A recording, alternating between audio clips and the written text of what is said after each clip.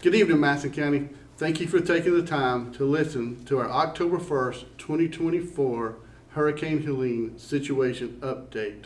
Our efforts continue to focus on recovery efforts. The next 72 hours, our recovery teams will search along large debris fields along the French Broad and Ivy Rivers. As the French Broad Electric clears down power lines, chainsaw teams and earth moving equipment will clear the roads, making traffic easier to move along those paths. Our recovery task force consists of nearly 500 personnel focused on donations and volunteer efforts today. Today, we established a portable shower facility in Marshall and forecast opening up a shower facility in Hot Springs and in Beach Glen. Today, we received one aerial delivery via helicopter and multiple truck deliveries. Local businesses and banks began to open, showing strength in our economy. Our power grid continues to improve. Our assessment team completed the assessment of 82 facilities across the county. In addition, all 10 of our distribution centers were up or operational, and we established 2 flash distribution centers at the Ingalls in Marshall and the Ingalls in Mars Hill. At this time, I'll turn you over to Madison County's Chairman Mac Wechtel, for his remarks. Hey everybody, appreciate you taking the opportunity or taking the time to hear us out tonight. And we've got some progress to report. Communication channels are reopening slowly but surely, and we are continuing to pursue avenues to improve those channels of communication. We are working with Congressman Edwards' office right now to determine what the plans will be for recovery and expansion of the postal services in our affected areas. One of the things that we need to mention is the landfill is operating essentially from dusk to dark, and all of the convenience centers are back open on a regular schedule for your household trash.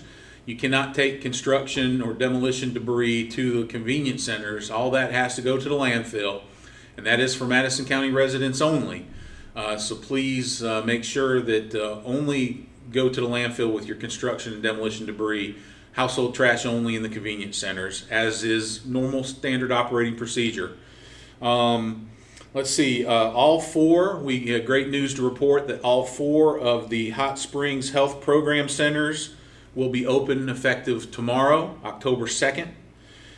We are trying and working hard, and we think we're going to be able to accomplish getting 4 of our senior meal sites open by this Friday for our seniors. We will follow up with what sites specifically will be open. There's a multitude of churches and charitable organizations that are offering assistance to folks, food to folks. Check your churches in the area to see who's doing that. A lot of them are stepping up, and they not all have communicated to us what they're doing, but we know they're out there doing it. So be sure you check with your local churches. They're a great network of help and support on a multitude of ways, whether it be mental health issues, whether it be assistance that you need, or just a good hot meal, maybe even a hot shower in some instances. It's been amazing to see how far the recovery efforts have come in such a short time. Today I had the opportunity to tour a couple of we went to Marshall first with North Carolina Representative Mark Pless. He is our representative here in the 118th District for the North Carolina House. And Representative Pless and I toured Marshall with town leadership, and amazed to report at not only amazed at the amount of the devastation to the town of Marshall down on the river, the portion of the town that's down on the river, but also the amount of work that is being done, the amount of volunteers that are helping, just the good old Madison strong spirit that we are going to take care of our own, and we have done that. We're doing that, and it's so impressive. And hats off to all of you guys and gals that are out there doing it. We then toured Hot Springs with the town leadership there. Hot Springs is a smaller footprint than Marshall, but equally as devastated. And so Representative Pless left here today with a laundry list of things that we're going to need to address with help from the North Carolina legislature. I have been in contact with Senator Ralph Heiss, who is our senator here in the 47th Senate District.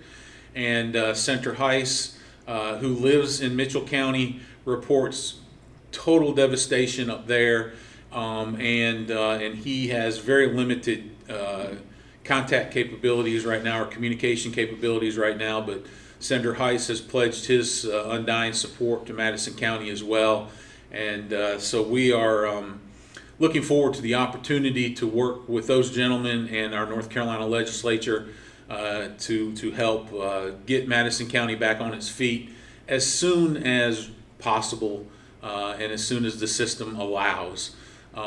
We also have made some inroads with some folks with FEMA and things of that nature, and there are some updates that you can now apply for FEMA assistance online, and we will hopefully soon be getting FEMA representatives in the area for face-to-face consultations with our residents. Colonel, is there anything else you would like to add? Yes, Chairman Wexler. So last night I gave you a couple of numbers. The first one was a volunteer number. That number was 828-649-1815, along with our wellness check line, which was 828-649-1955. Tonight I want to give you one more number, and that's to the Madison County Mental Health Support Line. This is the time when we know everybody's under stress. We're day 5 into a very long marathon. So I encourage you, talk to your loved ones. And if you need to seek mental health assistance, please call 828-206-3900. Our team is standing by to help, and I'm going to turn you one more time over to Chairman Wexler. Yeah, and I just want to double check with you, Colonel. I've got a different phone number here. It's 828-206-3290. Okay, so let's correct that just for the record, folks. Sorry about that. But the phone number for the Madison County Mental Health Support Line is 828-206-3290. Starting tomorrow from 10 a.m. to 7 p.m., counselors will be available 7 days a week. And folks, it's important that we all take care of ourselves in times like this. We've got so many other people that rely on us right now. But first and foremost, you got to take care of yourself so that you're able to help other folks. And again, I'm amazed at how our county staff and the volunteers and the residents of this county have stepped up to help each other out. And I am honored and humbled to be a part of this fine group of people that we're dealing with around this county. And folks, we're praying for you each and every night. And the county government is here to do whatever it can to help support and backfill in the areas where there are needs. And please, by all means, use the phone numbers that the Colonel shared with you earlier to let us know what those needs are. We can't address any needs unless we know what they are. So please reach out to us, and we hope to see each and every one of you folks in person again sometime soon. But at this time, we'll continue with these on a nightly basis. I will be doing hits every morning at around 10 a.m. on WHBK, and we want to thank Ricky C. and his folks at WHBK for making that available to us as well. So some fresh information in the morning at 10 a.m. Yes, sir. And this morning at 5:45, I had the opportunity to talk to Eddie Fox at WWNC. I will talk to that group again in the morning. But more importantly, here locally, we have shared information across our emergency management Facebook page, our sheriff's page, and our county website.